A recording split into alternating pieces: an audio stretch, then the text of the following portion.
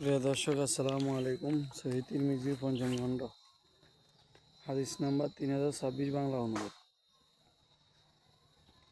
আলী ইবনে আবু তালিব রাদিয়াল্লাহু তাআলা আনহু হতে বর্ণিত, তিনি বলেন, আব্দুর রহমান ইবনে আউফ রাদিয়াল্লাহু তাআলা আনহু আমাদের জন্য খাবারের আয়োজন করলেন এবং আমাদেরকে দাওয়াত করে শরাব পান করান।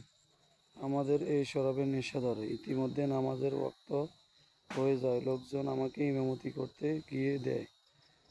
আমিও পাঠ করলাম, কুলিয়া ইউহাল কাফিরুন লা মা তাবুদুন ওলা আনতুম মাবুদুন মা তাবুদুন, অর্থাৎ ওলা না বুধু, তোমরা যাদের ইবাদত করো আমরা তাদের ইবাদত করি না।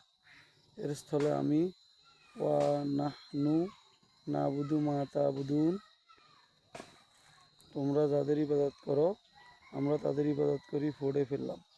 তখন আল্লাহ তাআলা এই আয়াত অবতীর্ণ করেন, হে ঈমানদারগণ, তোমরা নিশাগত অবস্থায় নামাজের নিকটও যেও না, যতক্ষণ না তোমাদের যা বলো তা বুঝতে পারো। সূরা আন-নিসা 33 নম্বর আয়াত। হাদিসটি সহিহ।